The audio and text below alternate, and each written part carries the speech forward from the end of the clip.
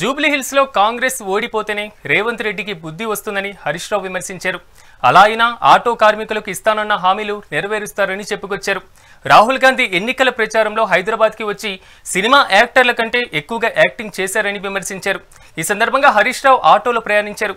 ఈ సందర్భంగా బీఆర్ఎస్ ఉన్నప్పుడు జీవితం బాగుండేదని ఆటో డ్రైవర్స్ అన్నారు. రేవంత్ రెడ్డి మహాలక్ష్మి పథకం పెట్టి ఆటో డ్రైవర్ల పొట్ట కొట్టారని విమర్శలు గుప్పించారు. ఇక హరీష్ రావు తమకు సంఘీభావంగా ఆటోలో ప్రయాణించారని తెలిపారు. కాంగ్రెస్ సంవత్సరానికి ఆటో డ్రైవర్లకు 12,000 ఇస్తామని చెప్పి మోసం చేసింది అంటున్న ఆటో డ్రైవర్లతో మా ప్రతినిధి హారిక ఫేస్ టు ఫేస్. ఈ రోజు union leader auto union leader వచ్చి ఇప్పుడు బీఆర్ఎస్ లో జాయిన్ అయ్యారు. అది కూడా ఇప్పుడు జూబ్లీ హిల్స్ ఎన్నికల సమయంలో ఇంత పెద్ద చేరికలు జరగడం, పైగా ఆటోలకు సంబంధించి ఇప్పటికే ఆటో ఎవరైతే నడుపుతున్నారో వాళ్ళు చాలా నష్టపోయారు అని చెప్పేసి పెద్ద ఎత్తున ఆందోళనలు జరిగాయి. ఈ రోజు పొద్దున్న నుంచి ఇదంతా ఒక కొనసాగుతూనే ఉంది. అంటే ఒక ర్యాలీ రూపంలో ఇటు కేటీఆర్ కావచ్చు, హరీష్ రావు కావచ్చు, పెద్ద పెద్ద ముఖ్య నేతలంతా బీఆర్ఎస్ నుంచి ఈ ఆటో ర్యాలీగా వచ్చి బీఆర్ఎస్ భవన్ లో చేరికలు జరిగాయి. అయితే మనతో పాటు యూనియన్ లీడర్ షాఖాన్ ఉన్నారు. ఆయనతో మాట్లాడడం. షాఖాన్, आप बोलिए इसके बारे में, क्या है ना बीआरएस में ज्वाइन होने के मकसद क्या है?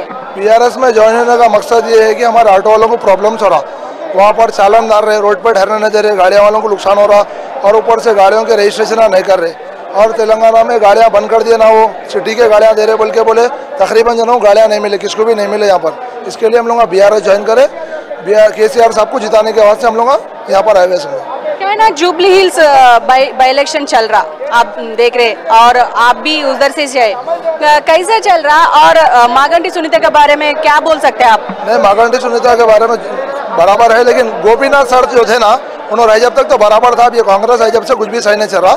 इंशाल्लाह हम लोग मागंटी गोपीनाथ के वाइफ को जिताना यहाँ पर से. ఇప్పుడు చెప్పండి, మీకు ఎలాంటి ఇబ్బందులు ఉన్నాయి? ఇప్పుడు అంటే బీఆర్ఎస్ లో జాయిన్ అవ్వడానికి గల కారణాలు ఏమై ఉంటాయి? బీఆర్ఎస్ పార్టీ 10 ఏళ్ళు పరిపాలించింది, అప్పుడు మాకేం తక్లీఫ్ లేకుండే. బీఆర్ఎస్ పార్టీ 10 ఏళ్ళు పరిపాలించింది, మాకేం తక్లీఫ్ లేకుండే. ఈ 2 ఏళ్ల సంధి మాకు ఎంత తక్లీఫ్ అయిందంటే, మేము 1500 సంపాదించేటోళ్ళము, ఇవాళ 500 ఇంటికి తీసుకుపోతలేము. పిల్లలకు పూట గడువు తినిపిస్తలేము. కిరాలు చూస్తే 10,000 8,000 ఉన్నది, ఏ నుంచి కట్టాలి? ఏడ పోతాడ ఫోటోలు కొడుతున్నారు, ఏడ పోతాడు చాలన్లు. ఈ 10 ఏళ్ళు టీఆర్ఎస్ పరిపాలించిన ఒక్క పోలీసు వాళ్ళు సార్ మా దగ్గర రాలేరు. ఇప్పుడు టైర్ పంక్చర్ అయినా కూడా, నిన్న ఆదివారం పోలీసుని కాళ్ళు మొక్కినా కూడా పంక్చర్ అయింది చూసి కూడా 1,150 రూపాయలు ఫోటో కొట్టిండు నాకు. అంటే ఏ కారణాలు చెప్పి చలాన్లు కొడుతున్నారు? ఏ కారణాలు చెప్పి, ఏ రీజన్స్ చెప్పి చలాన్లు కొడుతున్నారు? నడి రోడ్ మీద పంక్చర్ అయింది, లేపుకోపోవాలా నేను? బండి పోవాలా? అన్నీ టైర్ లేపాలి కదా నేను. మరి ఎందుకు చలాన్ కొడతారు మీరు? చూడాలి మీరు. మీకు తెలివి లేదా? ఉన్నది కదా, మీరు చదువుకున్న వాళ్ళు. మేమంటే చదువుకోలేము, మీకు అంత జ్ఞానం ఉన్నది, మాకు లేదు. మరి చలాన్ కొట్టడం అవసరమా మేడం?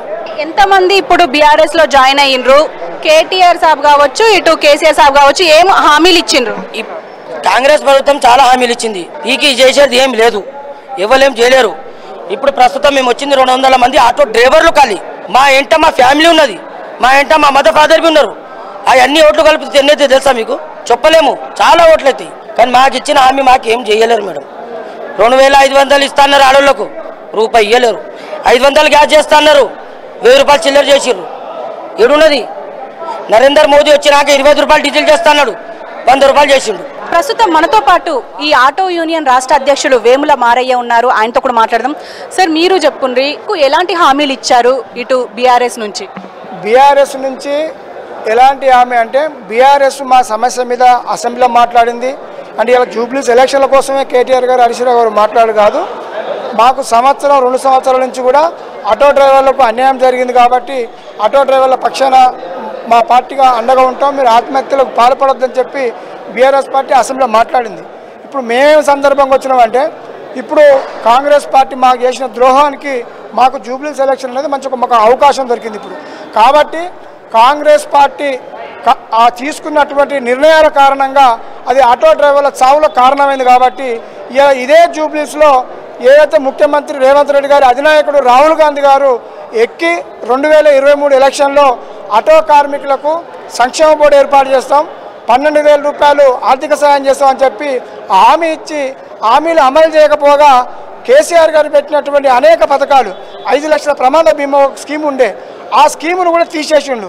ఇవాళ హైదరాబాద్లో ఉన్నటువంటి ఆటో డ్రైవర్లు అవుటర్ రింగ్ రోడ్ అవతలు పోవాలని చెప్పి రేవంత్ రెడ్డి అంటే ఇంత దుర్మార్గమైన నిర్ణయం తీసుకొని మా చావులకు కారణమైంది కనుక ఈ ఉప ఎన్నికల్లో కాంగ్రెస్ పార్టీని ఓడించాలి, బీఆర్ఎస్ పార్టీ మాకు అండగా ఉంది కనుక దాన్ని గెలిపించాలని చెప్పి నిర్ణయం తీసుకొని ఇలా జూబ్లీస్ నియోజకవర్గం ఉన్నటువంటి అనేక మంది ఆటో డ్రైవర్లు ఇలా 500 మంది కేటీఆర్ గారి సమక్షంలో జాయిన్ అయ్యి ఇలా బీఆర్ఎస్ పార్టీకి మద్దతు తెలపడం జరిగింది. అంటే ఇప్పటికీ మీరు రాష్ట్ర అధ్యక్షుడు కాబట్టి ఎంతమంది నష్టపోయి ఉంటారు? దాదాపు ఈ మధ్య మనం చూసాము ఆత్మహత్యలు చేసుకోవడం. రీసెంట్గా ఆ మహాలక్ష్మి పథకాన్ని ఎప్పుడైతే తీసుకొచ్చారో అప్పుడు ఆటోలు కాలబెట్టిన సందర్భాలు కూడా చూసాము. ఇప్పుడు మీ దృష్టికి ఎన్ని ఇలాంటి ఇన్సిడెంట్స్ వచ్చాయి సార్? ఇప్పుడు జస్ట్ ఒక ఆయన లేటుగా వచ్చిండు, అది సత్యనారాయణ గారని ఏదైతే ముఖ్యమంత్రి ఆఫీసు ఇప్పుడు డిప్యూటీ సీఎం ఉంటుండో బేగంపేటలో ఆ ఆఫీసుకు ఎదురుగానే పిలిస్తే బలికంత దూరంలో ఒక ఆటో డ్రైవరు ఆత్మహత్య చేసుకున్న సంవత్సరం క్రితం. పెళ్లి కాని పిల్లగాడు, మీకు కూడా ఐడియా ఉండాలి. నేను వెళ్ళి అక్కడికి వాళ్ళ అన్న కూడా వచ్చిండు, ఒక వెళ్ళిపోయింది. ఇప్పుడు అదే సీఎం ఆఫీస్ ముందట ఒక ఆటో డ్రైవరు ఆటో కాల్చుకోవడం కూడా జరిగింది. అంటే ఇవన్నీ దేనివల్ల జరిగినాయి మీకు తెలిసి కూడా దేశంలో ఎక్కడైనా ఆటో డ్రైవర్లు ఆత్మహత్యలు చేసుకోరు. ఇతర రంగాల మీద ఇతర ఫీల్డ్ల మీద వ్యాపారాలు చేసి లాస్ అయిన వాళ్ళు, నిరుద్యోగస్తులు, చదువుకొని ఉద్యోగాలు లేని వాళ్ళు, ఇలాంటి వాళ్ళు ఈ రంగానికి వస్తే ఈ రంగం అన్నం పెట్టి కాపాడుతుంది ఆ కుటుంబాన్ని. అట్లాంటి ఆటో రంగాన్ని ఇలా రేవంత్ రెడ్డి విచ్ఛిన్నం చేసి వీళ్ళు ఇలా ఆత్మహత్య చేసుకునే పరిస్థితి తీసుకొచ్చి ఇలా ఆటో డ్రైవర్లను ఆత్మహత్యలు చేసుకునేకి కారణమైంది. కాబట్టి మేము ఇలా కాంగ్రెస్ పార్టీని ఓడించాలి, మా డిమాండ్ నెరవేర్చాలి. లేని పక్షంలో మేము పక్కా బీఆర్ఎస్ పార్టీకి అండగుంటాం. మాకు అండగా బీఆర్ఎస్ పార్టీ ఉంది, ఆ పార్టీకి అండగా మేము ఆటో డ్రైవర్లు ఉంటామని చెప్పి వచ్చినాం. జూబ్లీ హిల్స్ ఎన్నికలు జరుగుతున్నాయి కాబట్టి మీరందరూ వచ్చి ఇందులో జాయిన్ అయ్యారు, దాదాపు 500కు పైగా. ఇప్పుడు మీరంతా క్యాంపెయిన్ చేసే అవకాశం ఉందంటారా? ఎందుకంటే ఇప్పుడు మనం చూస్తూనే ఉన్నాం, ఇప్పుడు మీరు కూడా సపరేట్గా ఏమన్నా జూబ్లీ హిల్స్లో అంటే పోయే అవకాశం ఉందంటారా? మేము ఆల్రెడీ చేస్తూనే ఉన్నాం. రాహుల్ గాంధీ గారు ఎక్కినటువంటి ఆటో ఫోటోలు మేము ఆటోలోకి అంటించి అదొక ప్రచారం చేస్తున్నాం. మాకు ఇస్తున్న హామీలు ఏదైతున్నాయో అవన్నీ పోస్టర్ రూపంలో ఆటోలకు అంటించి అదొక రకమైన ప్రచారం చేస్తూనే ఉన్నాం. బీఆర్ఎస్ పార్టీ కేసీఆర్ గారు మాకు అండగా ఉండాలని చెప్పి మేము మొన్న బతుకమ్మ సందర్భంగా కూడా జూబ్లీస్ నియోజకవర్గం మొత్తం ఆటోలకు మేము ఫ్రీగా అంటించుకోవడం జరిగింది స్వచ్ఛందంగా. మీరు ఎక్కడైనా ఆటోలకు కాంగ్రెస్ పోస్టర్ ఒక్కరు చూపించండి, జూబ్లీస్లో ఎక్కడ లేవు. కేసీఆర్ గారి ఫోటోలో ఉంటాయి, మా డిమాండ్లే ఉంటాయి తప్ప కాంగ్రెస్ పార్టీకి సంబంధించిన ఏ ఒక్క పోస్టర్ కూడా ఆటోలో లేవు.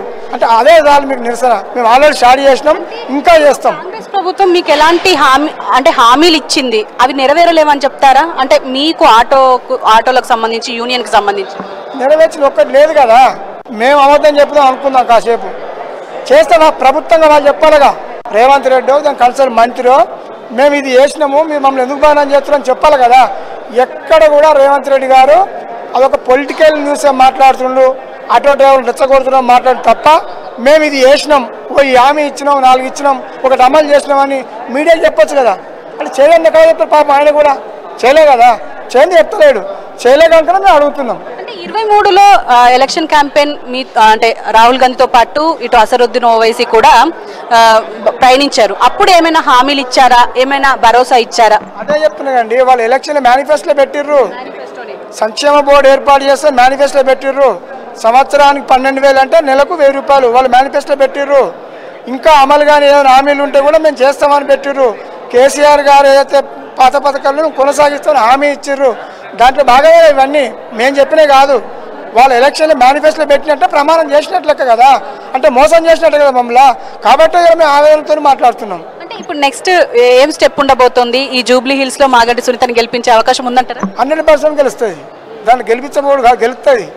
వాళ్ళకు కాంగ్రెస్కు అడిగే అక్కే మా ఒక్కరికే కాదు, ఇలా బుల్డోజర్లు పెట్టి వాళ్ళు ఇల్లు కూడా కొడుతూ ప్రజలే ఇలా మూసిపేరుతో వాళ్ళ నాగం చేస్తారు.